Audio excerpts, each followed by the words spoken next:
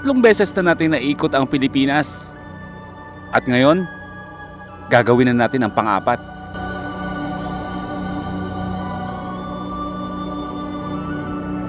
Panibagong hamon, panibagong laro, at alam kong panibagong pagsubok. Dahil iba na ang gagamitin nating sasakyan pang transportasyon. Kung noon motor, ngayon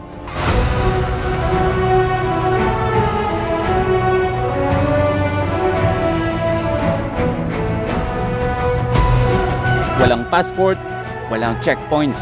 Para sa mahigit 5,000 kilometrahe na tatakbuhin para ikutin ang buong Pilipinas.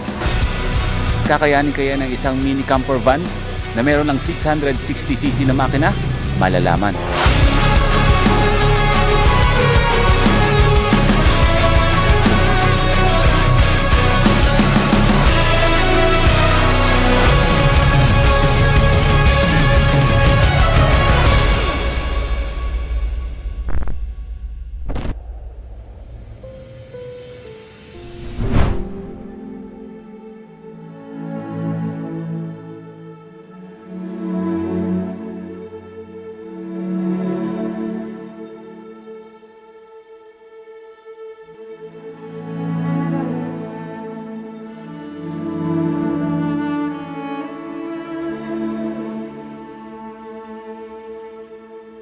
Ngayon ang unang araw ng pag-iikot natin ng Pilipinas. Iikot na bansa na nakatira sa isang napakaliit na camper van. Magaganda at hindi ang pwedeng mangyari sa biyahe na ito. Tulad na lang ngayon ng panimula natin. Lahat ng mangyayari dito totoo. Dito niyo malalaman kung ano talaga ang mga nangyayari kapag nagpi-Philippine Loop. Akala ko ba naman kasi dala mo na lahat? Sa dami-dami kong inaasikaso, kinakarga. Hindi ko naman kaya kargahin yun, mabigat. Sana pinaalala mo ba na mayroon ka palang gamit sa taas? Huling tanong ko sa'yo nung sasarado ko yung pin ng gate. Sabi mo, wala na, okay na. Sino nag-prepare ng damit? Ako. Dapat ikaw nag-ano nun. Kasi lahat dito hinakot ko, kinarga ko eh. Hindi ko kaya buhatin yun. Okay. Buti na lang wala tayo sa Mindanao, no? Saka natin na-realize na Wala tayong damit. wala pala kaming damit. Ay. Marami kayong mapapanood ng ganyan sa amin. Gusto kasi namin talagang balikan. Gusto namin balikan na ayaw namin balikan. Ay kaso nga lang, ano yung mga plano ba natin na dapat kasi ngayon ay kailangan natin matumbok yung Maliko boundary. Kasi doon tayo magpapahinga ngayong gabi bago tayo bumaba going to Pangasinan. Kaso nga, ito yung nangyari. Hindi naman natin ito sinasadya. Siyempre, ganun talaga. Kahit gano'n ka ka-ready, may mga flaws pa rin yan. So, isipin nyo yung nakalimutan namin, damit, di ba? So, sobrang dami ng pwedeng makalimutan. Okay lang sana yung makalimutan mo yung ihawan. Hindi eh. Mga damit ba? Ang mapapanood nyo sa buong series ng pag-iikot natin ng Pilipinas, walang iba kundi ang realidad. Hindi naman kami nag-aaway. Pero munti ka na. Grabe naman. Grabe naman to. Hindi, wala namang dapat sisihin kasi kung meron mang sisihin dito, kaming dalawa. Entrada tayo ng Imugan Falls. Welcome to Imugan Falls. Naisip namin na gusto naming puntahan yung Imugan Falls. 1 kilometer and 300 meters yung layo mula dito sa kinakatayuan namin. Medyo paggabi na, alas 5 na ng hapon, hindi naman natin yan pwedeng puntahan. Kasi nga may mga gamit tayo dito sa loob ng camper van natin.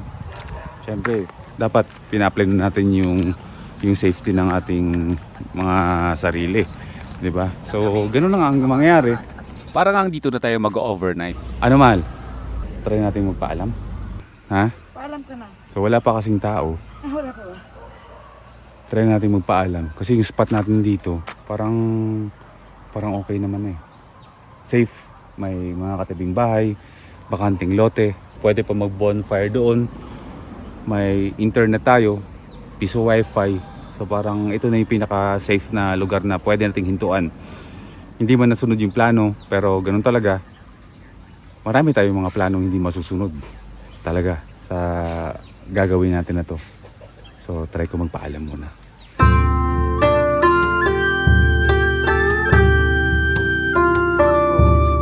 hindi siya kakain.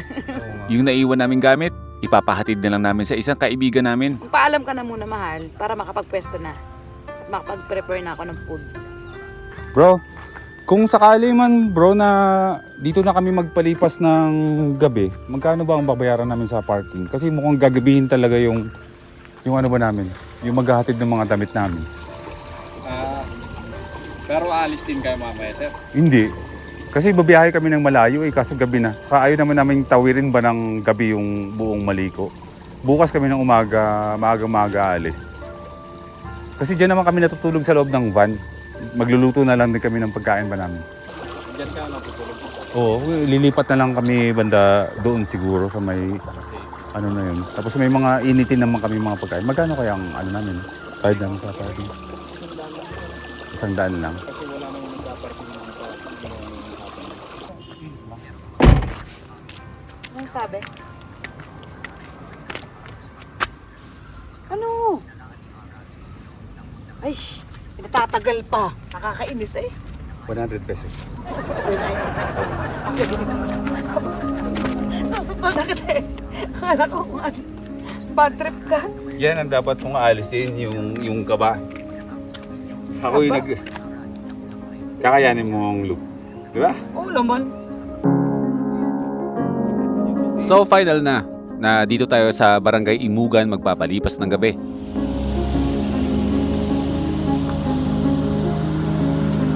I-set up na natin ang ating camper van at ilabas na natin ang mga gamit na kakailanganin natin. Okay. Huwag lang madadali talaga. Oo. Akong may tendency mo untog dyan. Hindi, pero in case of emergency lang. Sabihan ko dito. No? May stick na nga eh. Why making simple things complicated? In case lang yan. Dahil nung babangga yan. Saan ako kumumunti? Huwag kayong magugulat ha, ganyan talaga kami sa totoong buhay. Challenge na rin mga first timers kasi nga hindi yung mga gamit natin dito sa loob ng camper van natin. Once na narating natin ng Bulacan, mababawasan naman yan. Pero hindi pa rin natin maiiwasan na may mga gamit tayo na ilalagay sa harapan, meron sa likuran, mai-apply na sana natin yon. Kasi yung box naming dala, yung hindi naman selyado talaga. Ngayon, sana huwag umulan mamayang gabi.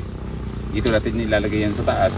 Doon pa lang tayo magkakaroon ng medyo maluwag na space para tulugan mamaya. Tulad nitong gitara ko, iiwanan ko to sa Bulacan. Maraming away at tampuhan ang mangyayari dito. Pero lagi naming aalalahanin na kaming dalawa lang talaga ang magtutulungan dito.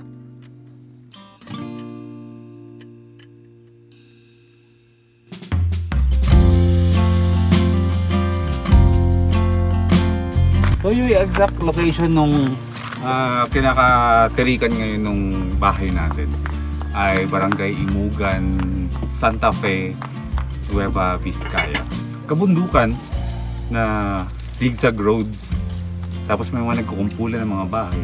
Hindi natin sure kung ito yung nahintuan natin is ito yung pinakasentro ng tinatawag na barangay. Pero sa nakikita natin sa drone shot, ito yung area na maraming kabahayan.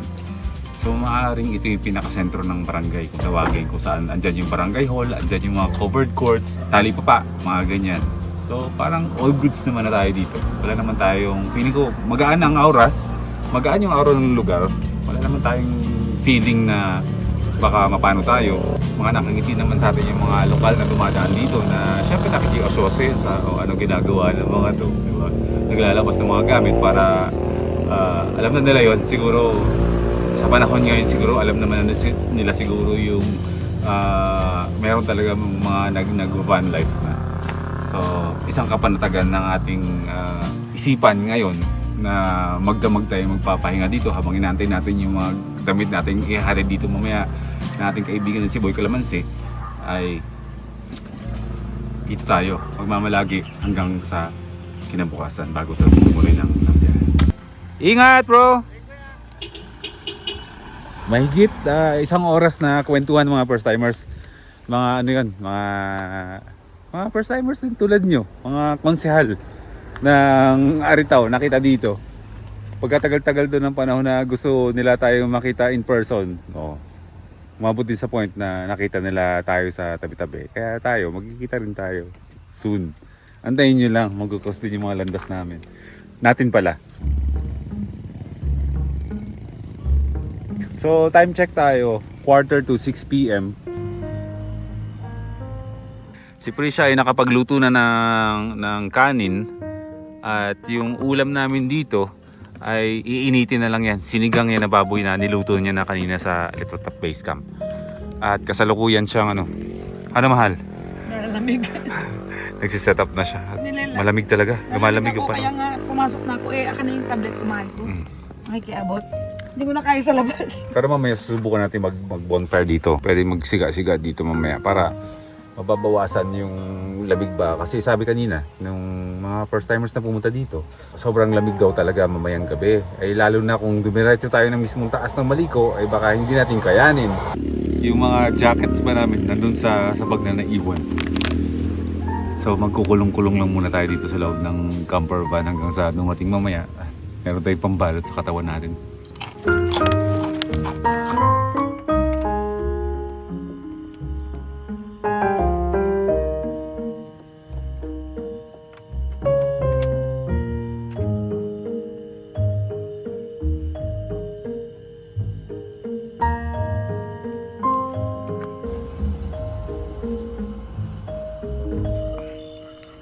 Okay, time check tayo.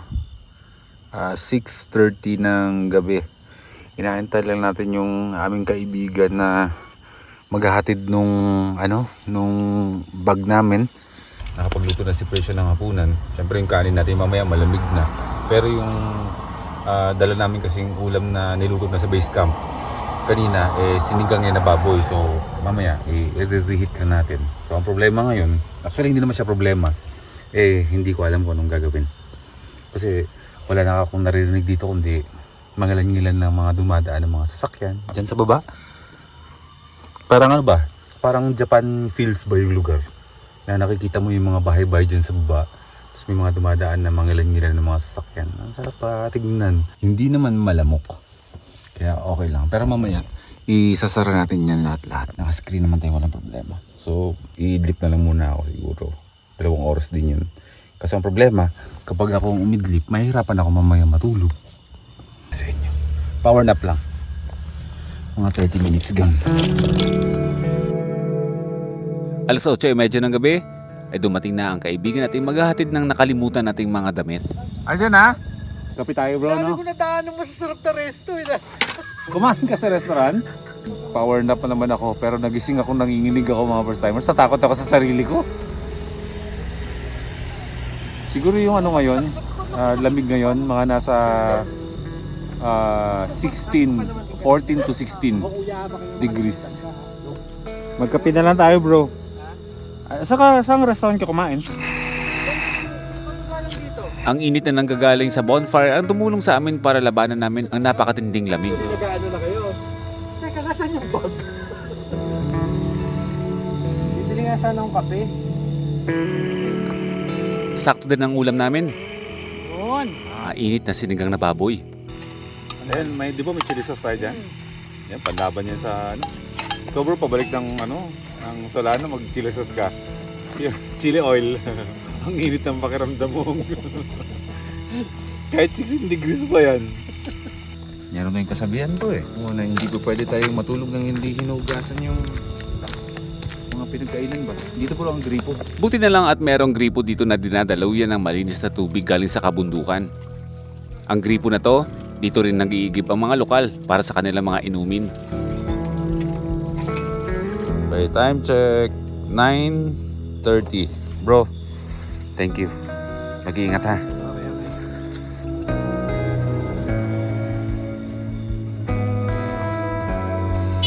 Ingat bro.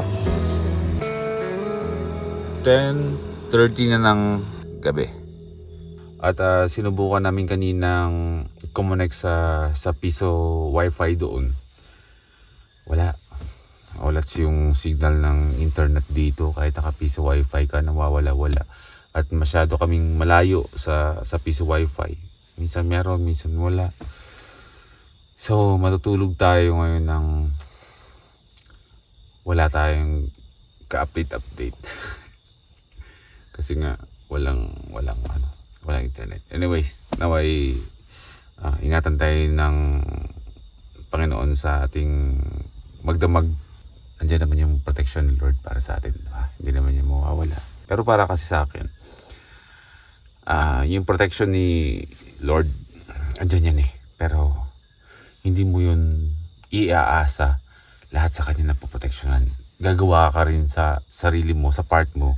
Gagawin mo yung part mo na ikaw rin mismo din ang tutulong para proteksyonan mo rin yung sarili mo. Dalangin tayo. Kaya naman natin proteksyonan ang sarili natin. Kaya, ayun, matutulog na kami mga first timers. Malamang bukas ng umaga ay maaga-maaga ako magising. At bukas din naman hindi naman tayo magtatagal dito. Nakuha naman na natin, deliver na nga pala yung ating damit kanina. So wala na tayong naiwan talaga.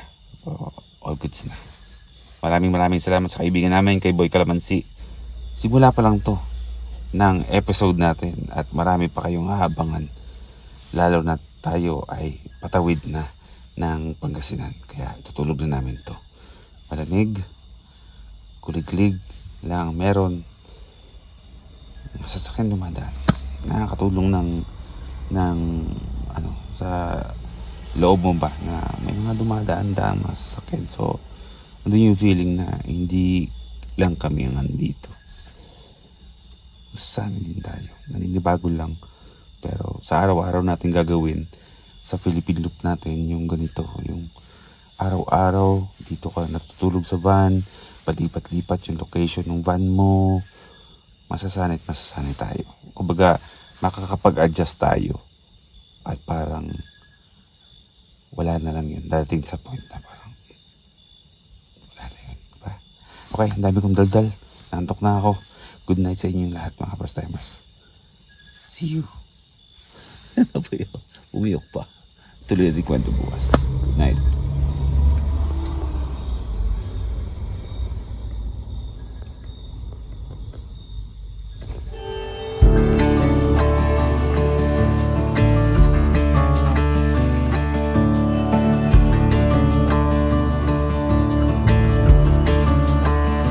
Morning.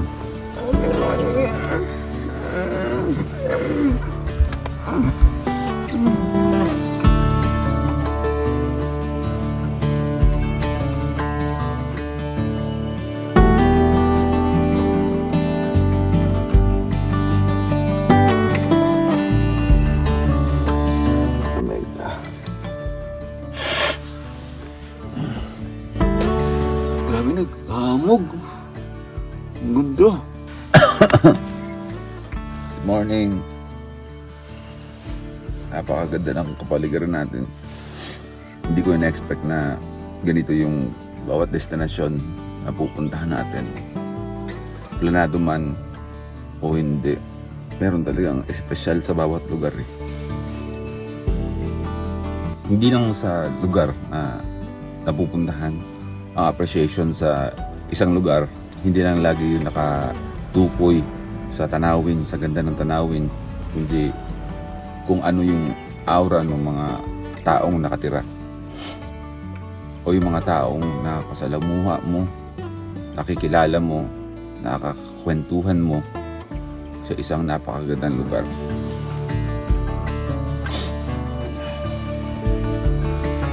Pero ako mag-appreciate ng isang lugar, hindi lang yung ganda ng tanawin, kundi kung ano rin yung kagandahan na meron ng mga tao na nakatira sa isang napakagandang lugar. Isang maganda at isang napakalamig na umaga sa inyong lahat mga first timers. Grabe ba?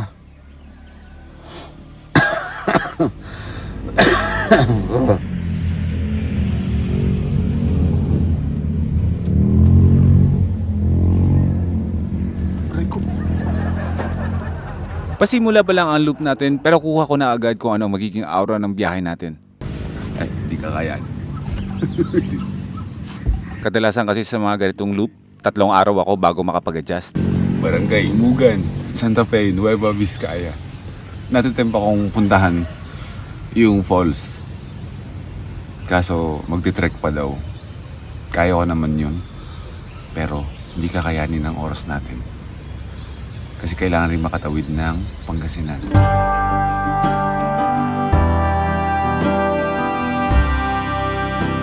Tsaka wag kayong mag-alala. In time yan mapupuntahan natin yun. Kasi Santa Fe, Nueva Vizcaya pa rin to. Ilang kilometro na lang siguro sabihin natin yung mga 3 kilometro or 5. Nasa Maliko na tayo. Nasa boundary na tayo ng Nueva Vizcaya and Pangasinan. So kailangan lang natin talagang makababa ng Pangasinan, Tagupan area. Yun ang ruta natin ngayon.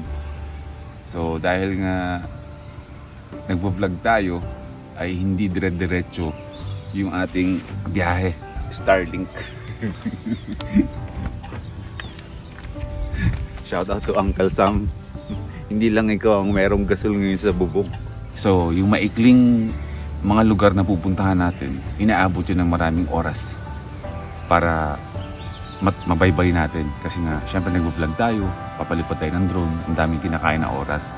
So, yun ang pag-aaralan ngayon namin mga first timers. Lalo na ako kasi ako yung may hawak ng manibela kay Batod.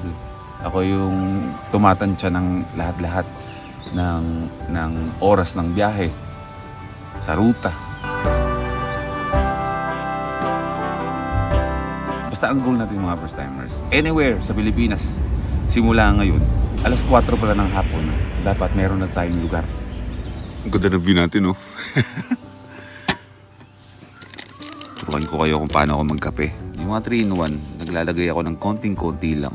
Tapos lalagyan ko ng black coffee, kapeng bahay.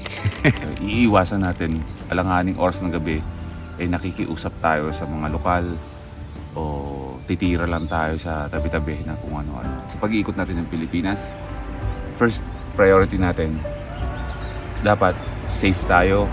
Yung seguridad natin, palaging sigurado. Hindi tayo wala tayo dapat patunayan. Mag-enjoy lang tayo, magre-relax lang tayo habang iniikot natin ng Pilipinas.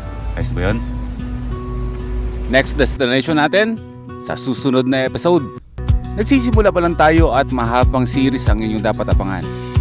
Wheels of the world keep turning, turning. Hearts on fire keep burning, burning. Boy, first time chasing sky so